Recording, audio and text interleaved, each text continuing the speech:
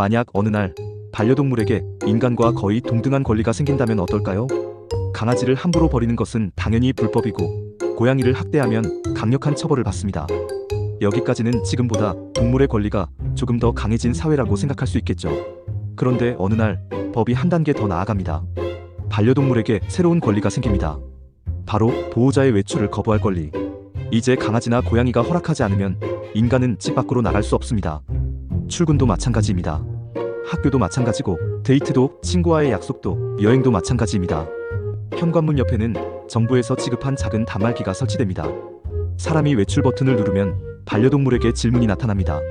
보호자의 외출을 허가하시겠습니까? 강아지라면 발바닥을 버튼에 올리고 고양이라면 코나 앞발로 승인 버튼을 눌러야 합니다. 승인이 떨어져야 현관문이 열립니다. 처음 이 제도가 도입됐을 때 사람들은 별로 심각하게 생각하지 않았습니다. 우리 강아지는 내가 출근할 때마다 얌전히 보내주는데 우리 고양이는 내가 나가는지 관심도 없어. 대부분 그렇게 생각했죠. 그리고 제도 시행 첫날 아침 전국에서 대혼란이 벌어집니다. 오전 직장인들이 하나둘 출근 준비를 합니다. 샤워를 하고 옷을 입고 가방을 챙기고 현관으로 갑니다. 다녀올게. 그리고 외출 허가 버튼을 누릅니다. 삑. 강아지에게 선택지가 나타납니다. 외출 허가, 외출 거부. 강아지는 보호자를 쳐다봅니다. 그리고 꼬리를 흔듭니다. 보호자는 웃으면서 말합니다. 그래, 아빠 돈 벌고 올게. 그런데 강아지가 누른 것은 외출 거부. 문이 열리지 않습니다. 다시 신청합니다. 외출 거부. 간식을 하나 줍니다. 다시 신청합니다. 외출 거부. 산책을 10분 시켜줍니다. 다시 신청합니다. 외출 거부. 결국 회사에 전화합니다. 팀장님 죄송한데 오늘 강아지가 출근 허가를 안 해줘서요. 처음에는 이런 말을 하는 것 자체가 굉장히 웃겼을 겁니다. 하지만 회사도 어쩔 수 없습니다. 법적으로 인정되는 결근 사유니까요. 반려동물 외출 거부. 병가처럼 정식 코드까지 생깁니다. 회사 단체 채팅방에는 아침마다 메시지가 올라옵니다. 금일 반려견 승인 지연으로 30분 늦겠습니다. 고양이가 현재 침대 밑에 들어가 있어서 승인받지 못하고 있습니다. 외출 신청 3번 거절당했습니다. 재택근무 전환하겠습니다. 회사 역시 새로운 규칙을 만들기 시작합니다. 중요한 회의가 있는 날에는 전날부터 직원들에게 공지가 옵니다. 내일 오전 전체 회의가 있습니다. 반려동물과 충분한 교감을 나누어 외출 승인을 미리 준비해 주시기 바랍니다. 그리고 사람들의 아침 풍경도 완전히 달라집니다. 예전에는 눈 뜨자마자 휴대폰부터 봤다면 이제는 강아지부터 찾습니다. 잘 잤어? 쓰다듬어 줍니다. 밥도 챙겨줍니다. 물도 갈아줍니다. 평소보다 조금 더 비싼 간식도 꺼냅니다. 왜냐하면 30분 뒤 이 강아지의 결정에 내 출근 여부가 달려있기 때문입니다. 회사에 절대 늦으면 안 되는 날에는 평소보다 산책도 길게 합니다. 오늘 중요한 발표가 있거든. 알지? 강아지는 아무것도 모른다는 얼굴로 꼬리를 흔듭니다. 그리고 운명의 시간이 옵니다. 외출 신청. 승인. 됐다. 사람은 기뻐하며 현관문을 열고 뛰어나갑니다. 그런데 강아지보다 더 어려운 존재가 있었습니다. 고양이입니다.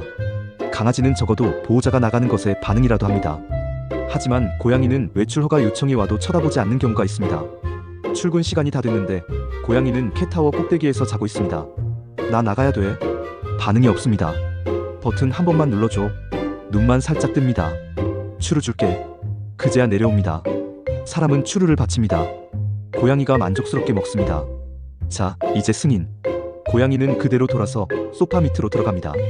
결국 지각입니다. 인터넷에는 매일같이 글이 올라옵니다. 고양이 키우는 사람 취업 불이익 있는 거 아니냐? 우리 집 고양이 외출 승인받는 방법 공유합니다. 출근 20분 전에 추루 주지 마세요. 먹고 바로 자러 갑니다. 심지어 고양이 외출 승인 전문 훈련사까지 등장합니다. 하지만 여기서 재미있는 변화가 생깁니다. 반려동물 때문에 출근하지 못하는 사람이 너무 많아지자 회사 문화 자체가 바뀌기 시작한 겁니다. 재택근무가 크게 늘어납니다. 반려동물이 보호자와 함께 있는 시간을 보장하기 위해 주 4일 근무제를 도입하는 회사도 생깁니다. 야근 역시 어려워집니다. 왜냐하면 반려동물에게는 외출을 허락하는 권리뿐 아니라 귀가 요청권도 있기 때문입니다. 저녁 회사에서 열심히 일하고 있는데 휴대폰에 알림이 옵니다. 반려견이 귀가를 요청했습니다. 10분 안에 응답해야 합니다. 상사가 말합니다. 이것만 끝내고 갑시다. 하지만 직원은 자리에서 일어납니다. 죄송합니다. 강아지가 호출했습니다. 과거였다면 말도 안 되는 이야기지만 이 사회에서는 상사가 그것을 막을 수 없습니다. 오히려 반복해서 귀가 요청을 무시하게 만들면 회사가 처벌받습니다. 회식 문화도 크게 줄어듭니다. 밤까지 이어지는 회식? 거의 불가능합니다. 전국의 강아지들이 저녁 7시부터 주인을 집으로 불러들이기 시작하기 때문입니다. 직장인들은 생각합니다. 이제도 생각보다 좋은데? 특히 회식이 싫었던 사람들에게 강아지는 최고의 핑계가 됩니다. 2차 가자. 죄송합니다. 왜? 우리 강아지가 귀가 유청 눌렀습니다. 누구도 붙잡을 수 없습니다. 그런데 문제는 직장만이 아닙니다. 연애도 완전히 달라집니다. 소개팅이 잡혔습니다. 정말 마음에 드는 사람입니다. 옷도 새로 샀고 미용실도 다녀왔습니다. 오후가 되어 외출 신청을 합니다. 거부. 설마. 다시 신청합니다. 거부. 강아지는 장난감을 물고 옵니다. 나랑 놀아. 결국 30분 동안 공놀이를 합니다. 다시 신청. 거부. 산책까지 다녀옵니다. 다시 신청. 이번에는 승인. 사람은 급하게 택시를 잡고 약속 장소로 달려갑니다. 데이트를 시작한 뒤에도 안심할 수 없습니다. 휴대폰이 울립니다. 반려견이 귀가를 요청했습니다. 데이트 상대가 묻습니다. 가야 해요? 네. 괜찮아요. 저도 이해해요. 그 순간 상대방의 휴대폰도 울립니다. 반려묘가 귀가를 요청했습니다. 둘은 동시에 일어납니다. 그래서 연애 시장에서는 새로운 조건이 중요해집니다. 얼굴, 직업, 성격만 보는 것이 아닙니다. 반려동물 평균 외출 승인 시간, 주말 외출 허용 빈도, 이런 것까지 물어보기 시작합니다. 소개팅 애플리케이션 프로필에도 표시됩니다. 반려견 보유. 반대로 분리불안 강한 반려견과 거주 중 이라고 적혀 있다면 상당한 각오가 필요합니다. 여행은 더 어려워집니다. 친구들과 한 달 전부터 제주도 여행을 계획했습니다. 비행기와 숙소까지 전부 예약했습니다. 그런데 여행 당일 아침 고양이가 외출을 거부합니다. 항공권은 환불 불가입니다. 친구들은 공항에서 기다리고 있습니다. 하지만 고양이가 승인하지 않으면 나갈 수 없습니다. 사람은 고양이 앞에 앉아 협상을 시작합니다. 3일만 갔다 올게. 고양이는 쳐다보지도 않습니다. 자동 급식기도 있고 누나가 매일 와줄 거야. 거부. 새로운 캣타워 사줄게. 고양이가 잠시 고민합니다. 결국 승인. 사람은 감격합니다. 그래서 여행사들도 새로운 상품을 판매합니다. 반려동물 사전 동의형 여행 상품. 예약 전에 동물이 며칠간의 외출을 허락해야만 결제가 진행됩니다. 심지어 반려동물의 성격을 분석해 여행 취소 가능성을 계산해주는 보험까지 등장합니다. 그렇다면 학생들은 어떨까요? 학교 역시 예외가 아닙니다. 아침마다 강아지 때문에 학교에 늦는 학생들이 생깁니다. 선생님이 묻습니다. 민수는 왜 안 왔니? 친구가 대답합니다. 오늘 강아지가 외출 거부했대요. 또? 네. 어제 산책을 짧게 했대요. 아이들도 시험 전날이면 강아지에게 잘 보이기 시작합니다. 평소에는 부모님이 하던 산책을 자기가 합니다. 간식도 챙겨줍니다. 내일 시험이야. 꼭 보내줘야 돼. 하지만 반대로 시험이 싫은 아이들은 은근히 외출 거부를 기대합니다. 학교 가야 하는데 어떡하지? 말은 그렇게 하면서 강아지에게 장난감을 슬쩍 건넵니다. 그리고 거부 버튼이 눌리는 순간 표정을 숨기며 부모님에게 말합니다. 엄마, 나 진짜 가고 싶은데 얘가 안 된대. 결국 정부는 악용을 막기 위한 조사까지 시작합니다. 의도적으로 반려동물의 거부를 유도하면 무단결석으로 처리됩니다. 그런데 시간이 지나면서 더 심각한 문제도 생깁니다. 반려동물이 없는 사람이 오히려 불리해지기 시작한 겁니다. 반려동물이 없는 사람에게는 외출 제한이 없습니다. 언제든 출근할 수 있고 언제든 야근할 수 있습니다. 그러자 일부 회사에서 이런 분위기가 생깁니다. 김 대리는 강아지 때문에 갔으니까 박 대리가 남아서 마무리 좀 하죠. 박 대리는 반려동물이 없습니다. 결국 반려동물이 없는 사람들이 일을 더 많이 맡게 됩니다. 그러자 사람들은 취업을 위해 반려동물을 키우기 시작합니다. 야근 방지용 강아지 라는 말까지 등장합니다. 당연히 정부가 개입합니다. 동물을 회사 생활의 도구로 입양하는 행위가 사회적 문제가 되었기 때문입니다. 반대로 회사가 사람을 뽑을 때 몰래 묻는 경우도 생깁니다. 혹시 반려동물이 있으신가요? 공식적으로는 차별이 금지되어 있지만 회사 입장에서는 매일 외출 허가를 받아야 하는 직원을 부담스러워하는 겁니다. 사회는 계속 시행착오를 겪습니다. 그리고 사람들의 집 구조도 달라집니다. 반려동물이 사람의 삶에서 훨씬 중요한 존재가 되었기 때문에 집을 구할 때 가장 중요한 조건이 역세권이 아니라 동물 생활권이 됩니다. 근처에 산책할 공원이 있는가? 햇빛이 잘 드는가? 창밖을 볼 수 있는가? 동물병원이 가까운가? 반려동물이 집에 만족할수록 보호자의 외출 허가율도 높아지기 때문입니다. 부동산 광고에도 이런 문구가 붙습니다. 반려견 만족도 최상. 대형견 산책권 보장. 고양이 선호 남향 창문. 사람들은 반려동물의 기분을 예전보다 훨씬 신경 쓰게 됩니다. 강아지가 평소보다 조용하면 왜 그러지? 하고 바로 살펴봅니다.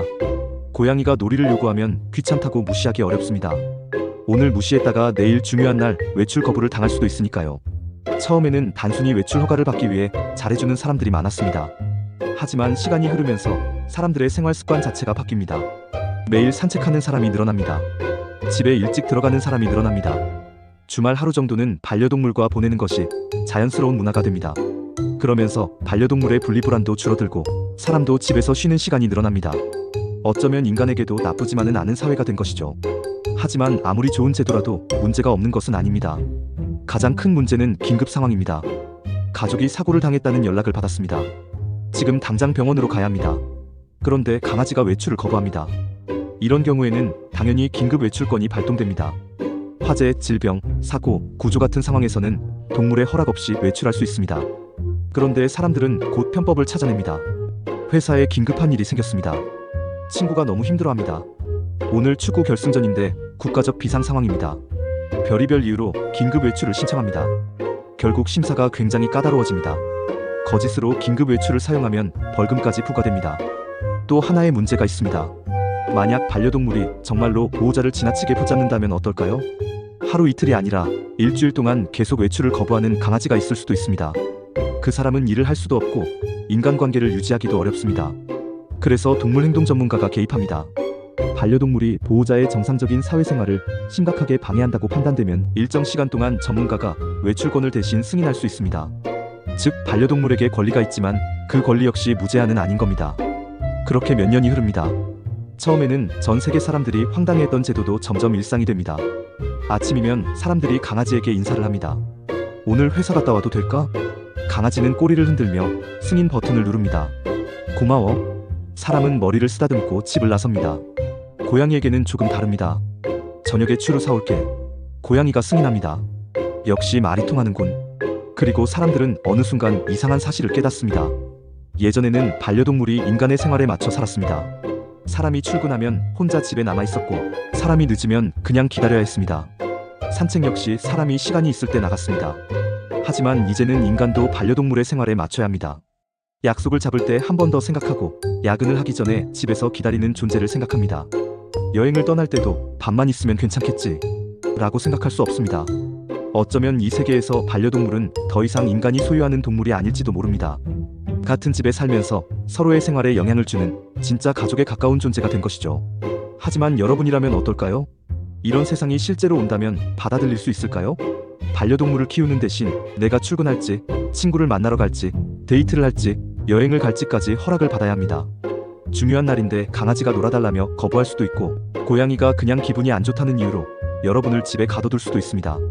대신 야근하던 여러분을 강제로 집에 불러줄 수도 있고 쉬지도 않고 밖으로만 돌아다니던 여러분에게 하루 정도는 집에서 쉬라고 말해줄 수도 있겠죠. 그리고 무엇보다 지금까지 항상 인간을 기다려야 했던 반려동물이 처음으로 인간에게 이렇게 말할 수 있게 되는 겁니다. 오늘은 나랑 있어. 여러분이라면 반려동물에게 이 정도의 권리가 생기는 것에 찬성하시겠습니까? 아니면 아무리 가족이라고 해도 인간의 외출까지 결정하는 것은 너무 지나치다고 생각하시나요? 만약 여러분의 강아지나 고양이가 매일 아침 여러분의 출근 여부를 결정할 수 있다면 과연 여러분의 반려동물은 흔쾌히 보내줄까요? 아니면 내일부터 여러분은 영원히 재택근무를 하게 될까요?